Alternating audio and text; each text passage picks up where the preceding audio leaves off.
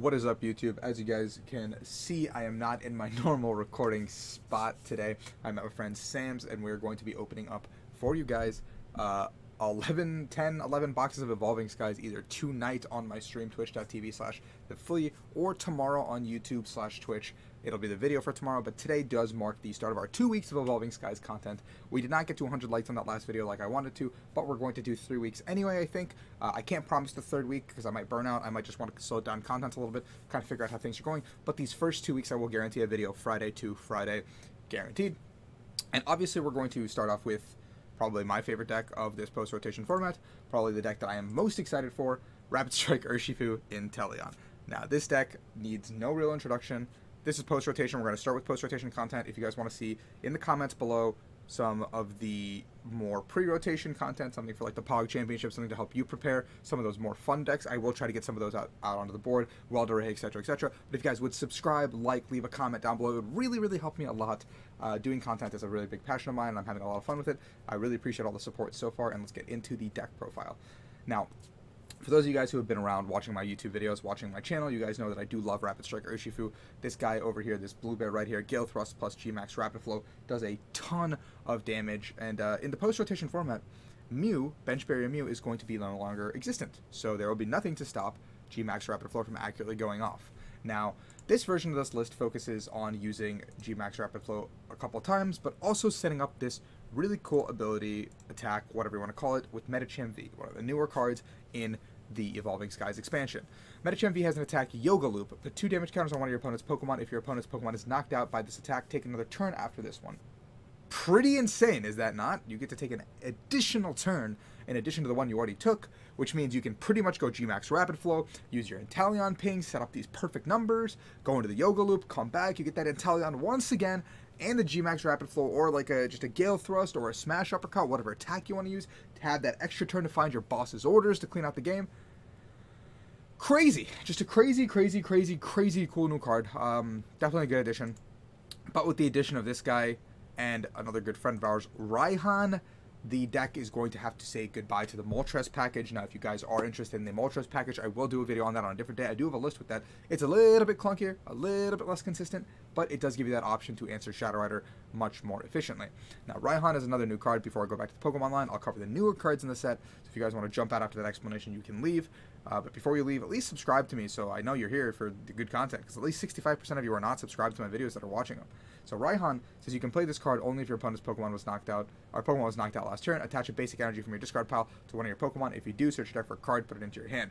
Now Raihan is really good on that turn 2 when your Sobble gets knocked out. That turn 3, that's something to chain those GMAX Rapid Flows, because you get that energy attachment, you get another follow-up attachment, you get to search for any one card so that follows up with any search engine, your Drizzile for another piece, your Inteleon to support her for a follow-up turn. It gives you limitless options. Any card in your deck is just a crazy, just like what it does, you know? Very good card, and you can search these out with Drizzile, of course. There's one copy of Passimian for the throwing coach ability, obviously, and late game flings if we need it to be that. Now, the Inteleon line does have to take a... I was going to cut this down actually a little bit, but I think I'm just going to keep it a 4-4-4. So it's going to be our 4 Sobbles, our 4 Drizziles. I did pull one of these gorgeous people last night on stream. If you want to check that out, the VOD is up still on my twitch.tv. I pulled one of these gorgeous boys, the quick shooting Inteleon. So that's going to be 3 of, obviously. He's just beautiful in gold. Quick shooting Inteleon is predicating on a lot of our strategy, getting those damage numbers higher and higher, making those 1 shots into 2, or 2 shots into 1 shots, 3 shots into 2 shots.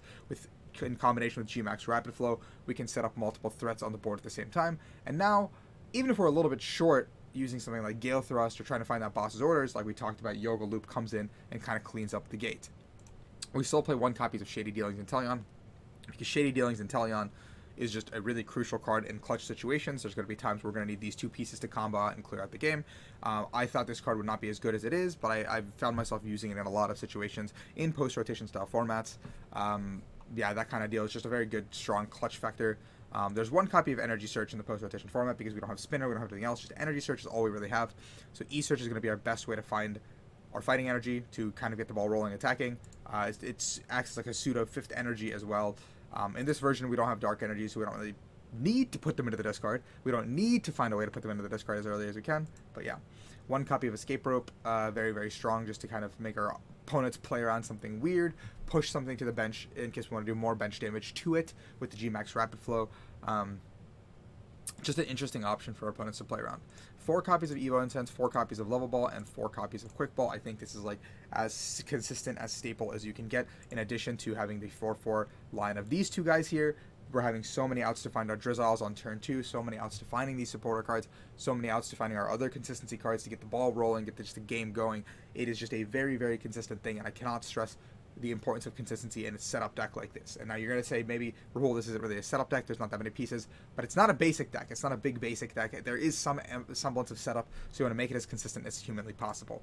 There's 1 copy of Switch. Now this and the Escape Rope and the Air Balloons and Tower of Waters can kind of be interchanged as you would like based on your playstyle. I'm choosing to play 2 Tower of Waters because I would like to have a permanent retreat cost kind of option, because everything in the deck is effectively Rapid Strike besides this Inteleon and our Drizzles. So I think the Stadium has a lot of value towards the mid, towards the late game, somewhere where I can't really put down a balloon. Card comes in handy. And then we also have 2 Air Balloons kind of to, you know, pivot, do whatever we need to do.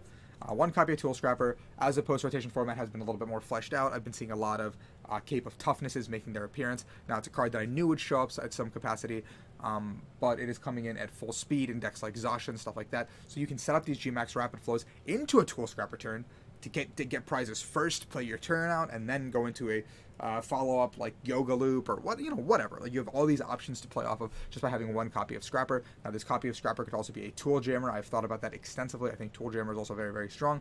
The problem is just there isn't really a good place to put that Tool Jammer.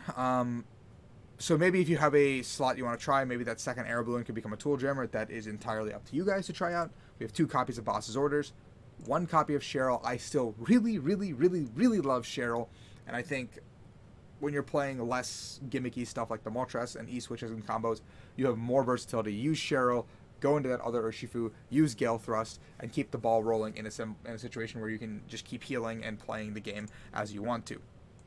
3 copies of Marnie and 3 copies of Research. I think that's also very staple in the supporter department. Anything you want to cut, you probably want to put another copy of the supporters in, just because supporters are what is the blood engine, the oil of the deck kind of going. 1 copy of Telescopic Sight. Again, another very, very strong card across the board. You need that for the extra damage, so you can get that 180 number, crucially, with Urshifu, which 180 plus 150 using the Passimian's ability sets you up to 1-shot, or 2-shot, sorry, any VMAX Pokemon in the format. So it's a very strong thing to have. And then there's the 4 Rapid Strike energy, as well as the 4 Fighting energy to kind of top off the deck. Now, Rapid Strike Urshifu is probably going to be one of the better decks in the format, so if you guys are struggling on what to play, what to pick, there's a new battle deck coming out as well, coming out soon. So this is probably one of the early decks to learn, just because this deck is going to have longevity throughout the format, just due to its natural bench sniping, its natural low energy costs, its very consistent engine and what it's supposed to be doing and how it wants to play the game.